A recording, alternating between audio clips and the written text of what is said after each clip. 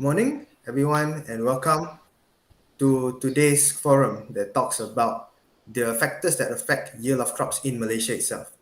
My name is Melvin Loh, and I will be your moderator for today's forum. So, without further ado, let me introduce three of our expert panelists today. Number one, we have Chong Zixuan from the Ministry of Agriculture and Food Industries, which is a government ministry that is noted for being a leader in agriculture transformation. This ministry purpose is to assess, formulate, monitor, and implement Malaysian agricultural development policies, strategies, and initiatives. So this organization tends towards an achievement of the Natural Agri-Food Policy Goals that was launched on the 25th October in 2021. Hence, moving on to our second panelist, we have from Nur Shafiq, Dr. Nur Shafiq bin Zahullah from the Malaysian Agriculture Research and Development Centre, which is also a mandated government ministry to conduct research in agriculture, food, and agro-based industry. Marudi, or also known as a Malaysian Agricultural Research and Development, have experience of almost 40 years in this industry. And not forgetting Dr. Nur Shafiq Zahro, who have about 20 years of experience in this industry. And the cutting edge of technology in the food processing have led to an increase in food crops. So without further ado, I present to you the next panelist, which is Dr. Gan Ching Ye, which is a lecturer from University Technology Malaysia itself. She will be talking more about what have genetic engineering have solutions to the factors that affect the yield of crops. So I proudly present to you Dr. Chong Zixuan to present on the factors that affect crop yield in Malaysia. Thank you. I present Dr. Chong. Okay, thank you, Melvin. So I'm going to talk about the factors and some of the effects that causes the agriculture based on the yield crops. So what is agriculture? So agriculture is a key activity of human being since it provides basic needs such as food, clothing, and shelter. So it has been demonstrated that every 1% increase in agriculture yield will translate into 0.6 to 1 to 1.2% decrease in the numbers of absolute poor household in the world. Green agriculture is projected to produce one third or more of the food increase in global food output for the coming decades. But unfortunately, agricultural productivity depends on increasingly extreme weather phenomena. Thus, water availability, air pollution, and temperature have a large impact in agriculture. Next, there are several factors pose significant risk to farm leading to yield reduction when they are not correctly monitored and well managed. So these factors can be grouped into three categories, which are technological, biological, and environmental factors. So first of all, we'll talk about the environmental factors.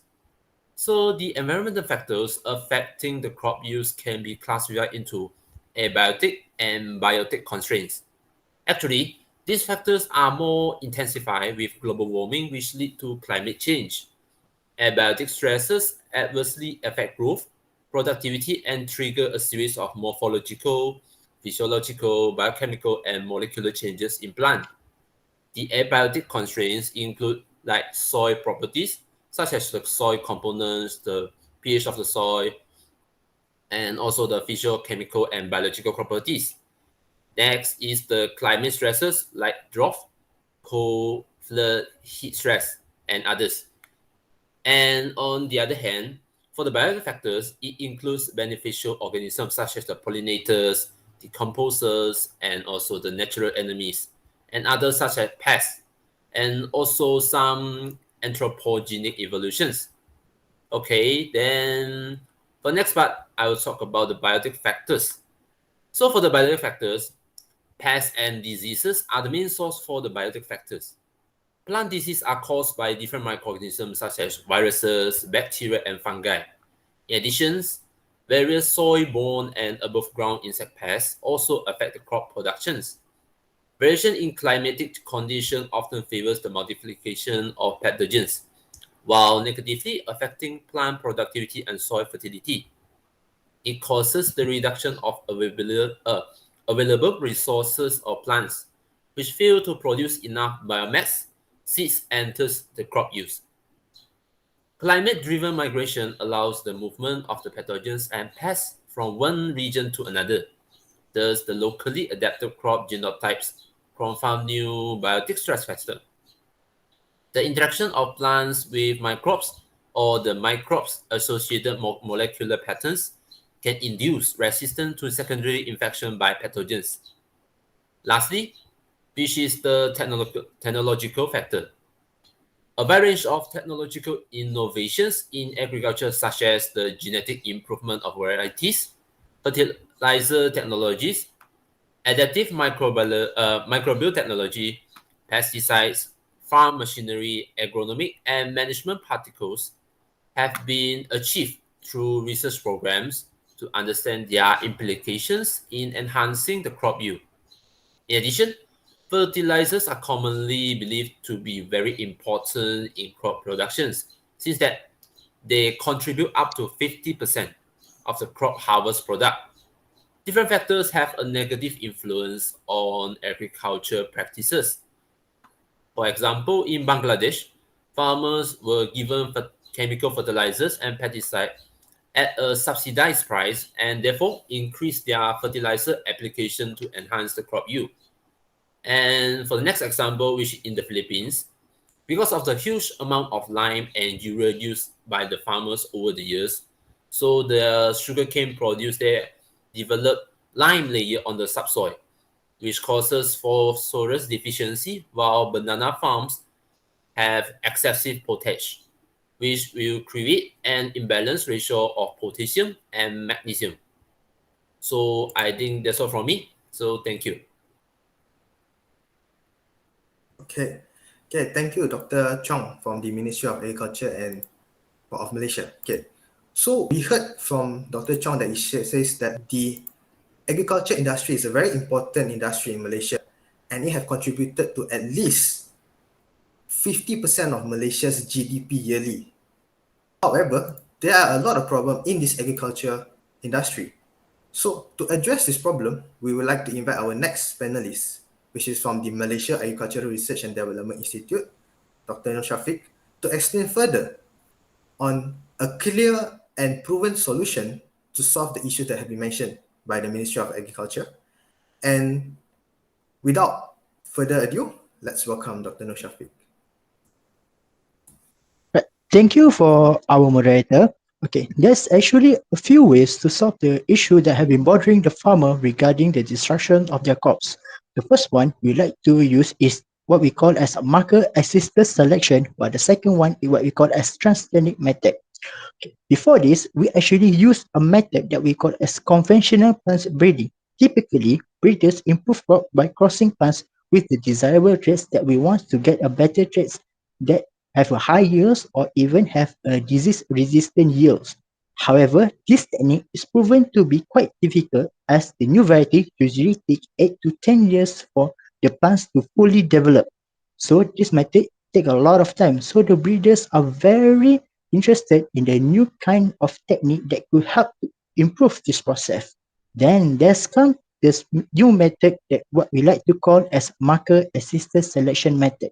This method is actually used the morphology or DNA marker as the indirect selection criteria for selecting agriculturally for improved traits in the crops breeding. So this method is actually we choose based on the marker. It's also a tool that helps the plant breeder to select more efficiently for the desirable traits of crops.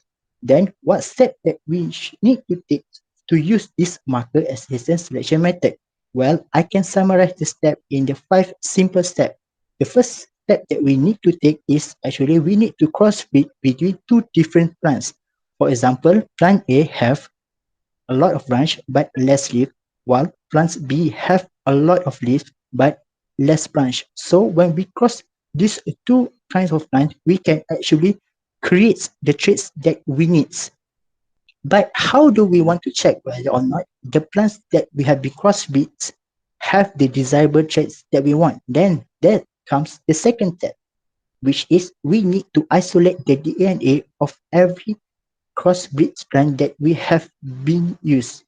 Okay, we need to take a small amount of DNA from each plant that we have been crossbreed and isolate the DNA using the every methods like grinding or chemical to isolate this DNA. Then we can actually continue with the PCR or polymerase chain reaction to amplify the marker region in the essence of making millions of copies to the visible to the naked eye.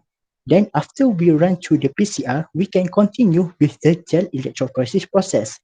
We use gel electrophoresis process to use the current to separate them by different size. The result that we can get after using the gel electrophoresis process that we can actually detect different bands based on different size.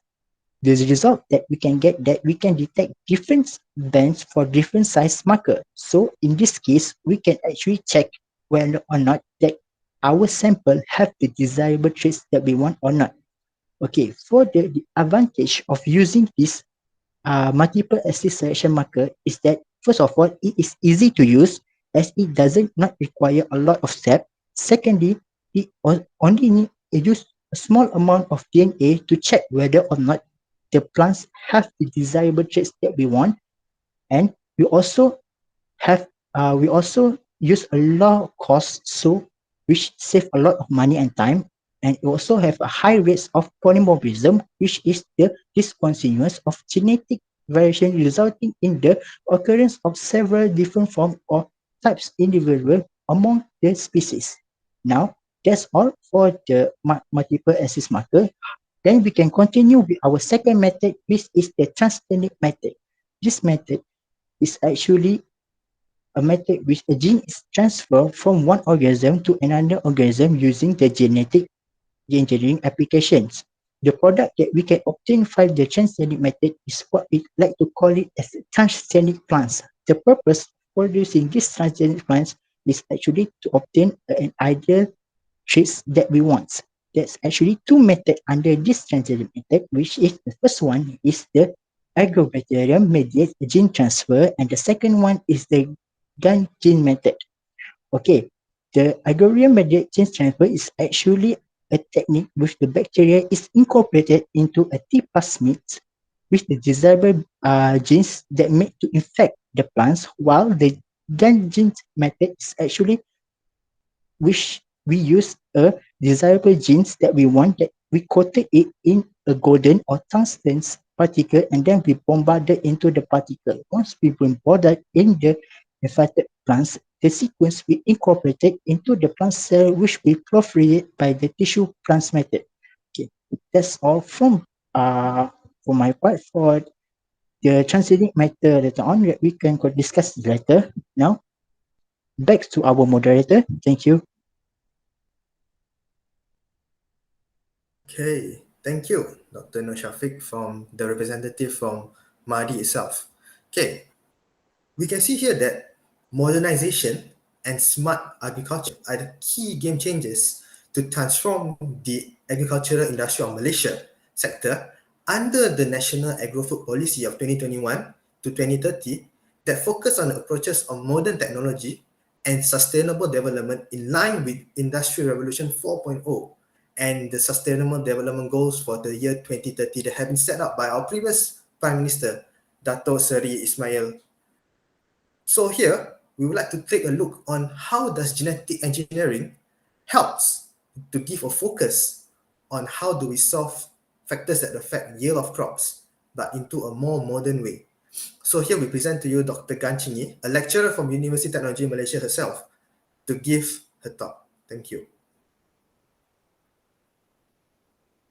So thanks our Mr. Moderator. So there are several types that we can use to modify our genetic information of the cell plants. And today we will focus on two, as Dr. Shafiq mentioned, we have two transgenic methods, which is from the biology aspect and physical aspect. So let's take an example where we want to transfer the CBF or DREB1 gene into the plant cell for the purpose to increase the stress tolerance of the plant cell. So first, from the biological aspect, the method that we use is agrobacterium mediated gene transfer. In this method, the plasmid will remove from the bacterium and tDNA is cut using a restriction enzyme. Then our gene of interest, as mentioned just now, the CBF or DREB1 gene will be inserted to the plasmid, and this plasmid will reinsert into the bacterium. Then the bacterium that carry our gene of interest will be transferred into the plant cell and grow in the culture. Next, from the physical aspect, the method we use is by a biolistic gun. This method also known as the particle gun or particle bombardment. The biolistic gun is used to shoot a piece of DNA into the recipient cell. In this method, the tungsten and gold bead is used to coat the gene of interest and fire it into the plant cell using helium gas.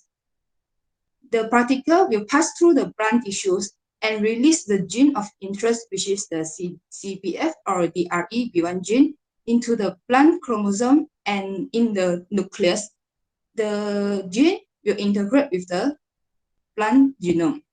As a result, our gene of interest has act as an activator to integrate several components of the co-acclimations by which it increase their tolerance to the low temperature after exposed to a non-freezing condition. The CBF or DREB1 gene has been successfully improved the abiotic stress tolerance in a number of different crop plants.